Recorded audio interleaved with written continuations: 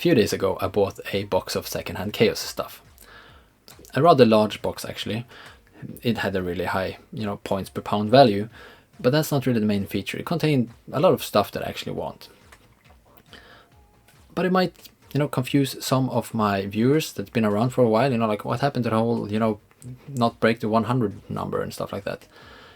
Yes, this package will break the 100 number, but I also told you that those freaking goblins, they're sly, they're really cunning. And don't worry, things are still under control. The goblin is pinned down, but we did strike a compromise here. That is, all the demons and stuff that's in the box, they will be sold off right immediately. Right upon arrival, we sold off. But the stuff that I actually want to keep still breaks the 100, unfortunately. But the goblin came up with a solution here. And that is, if I paint at least 30 of them within 24 hours, they would never count, right? Kind of. So that's the plan.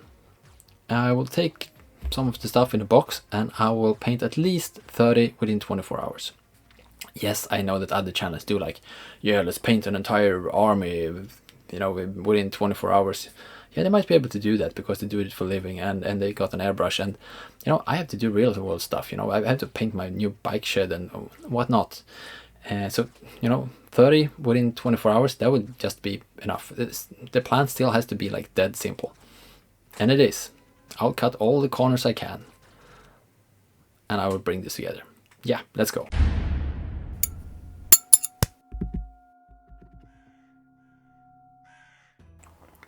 From the claimed contents of this box, I've zeroed in on 2 gangs of 16 warriors of the old kind. Looking at the warriors in the rulebook, they do have one of the most simplistic color schemes. These are pretty much a walking suit of armor tinted in a color matching their, dedicated god. The old ones are the same, except that they don't have a big cape on their back. This is perfect. It matches a solution that I stumbled upon when I did a bad priming a while ago. So, here's the plan. I will take the old warriors in whatever shape they are, patch them up, spray them black, give them a bad zenithal of silver metallic, bring out some contours with the metallic Drybrush, fill in a few things that should not be metal, like, horns and boots perhaps. And then I use an oil wash to tint them all in the right color. And finally, they will be cut from their existing bases and put on new 30 by 30 bases, where I put some, ready to go basing stuff. Done. When it comes to the tinting, it would probably be a better idea to use some inks. But I don't really know how to apply them, sort of diluted. Without an airbrush, of course, but yeah. So I think I stick with oils because I feel more confident there. The whole bad zenithal thing is already a gamble, so yeah, I can't do too many new things in one go. So onto the box. The entire load came wrapped in a black plastic bag. Not a great sign. And yes, they were pretty crappy. The incoherent colors isn't a problem. It is no problem that they are missing arms and have some broken weapons. They came with a hefty pile of spare bits. That no mold lines are removed is worse, but that was, pretty expected when you buy secondhand stuff. The real problem is that they're glued together using 2 different glues. One is hard and have really leaked out of the gaps in many places. And there's one more rubber-like. That one of the least useful combinations I've seen, I think. It does not keep the guy together. The only time it sticks to something is when you try to remove it. Well, now I'm committed and it's just to get going, I suppose. Oh, and today's footage might be a bit lacking. It was a really lovely summer day and I don't want to spend it inside, taking photos of little plastic dudes. The important thing is what was done and how did it turn out.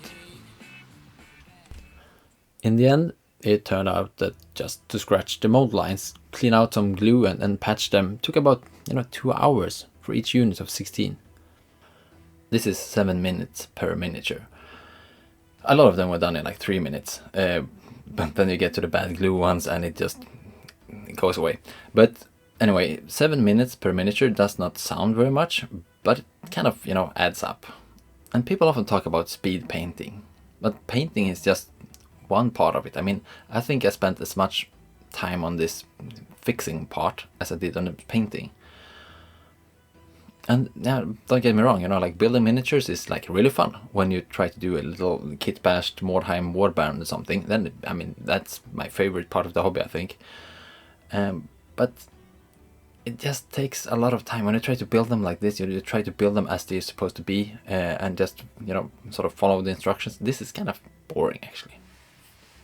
Yeah, but now it's done, so let's move on to the priming, which is pretty much the core of this experiment. First, they get a regular black coat.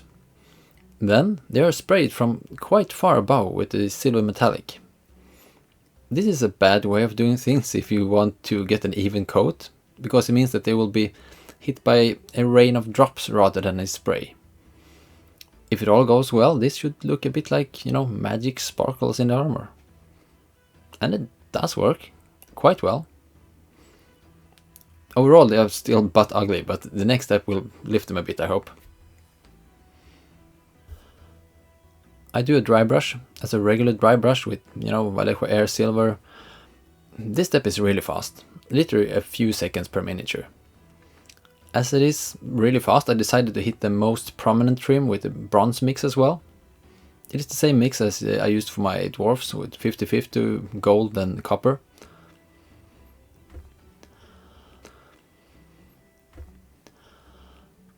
Then I put some regular paints on there. Some dark brown on shafts and boots, bone on the horns, and a bit of green for a few units where they have, there are stuff that could be green, like the little plume thing on some guys, and some guy had a little gem and the sword and whatever, other stuff. And that will probably also lead you to believe that they are Nurgle, and they will be. Probably not a big surprise for returning viewers. But, this paint job, it was as basic as it gets. 1 or 2 flat coats, depending on the coverage, and then we move on. At this stage, I was actually getting a bit nervous. The thing you realize here is that even though each color only takes a few minutes per miniature, it all adds up when you have to do it 32 times. But then it all paid off. I did what I would still consider a wash using an oxide green oil. Yes, you can wash stuff that is not dark. And it was a bit thicker than a regular wash, more like adding grime. Usually you want your wash to be pretty fluid and not, let it be for too long. Swipe it off in order not to stain the high and mid tones. But this time, this is a feature. It should be thick enough to tint all the surfaces, but still thin enough for the base coat to shine through. Therefore, I waited quite a while and then only swiped it off at places, for proper highlights.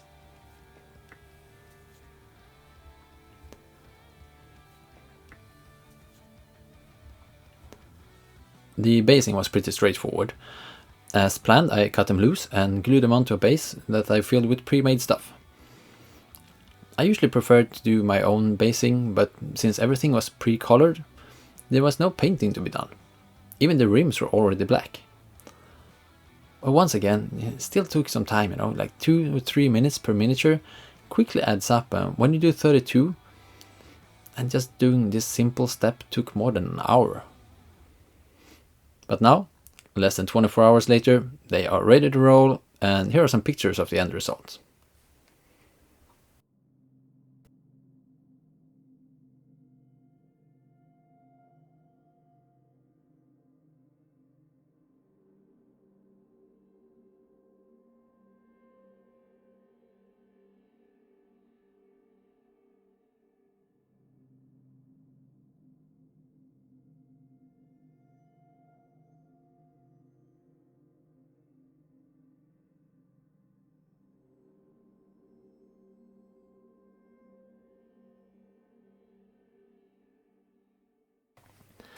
In the end, I realized 2 things.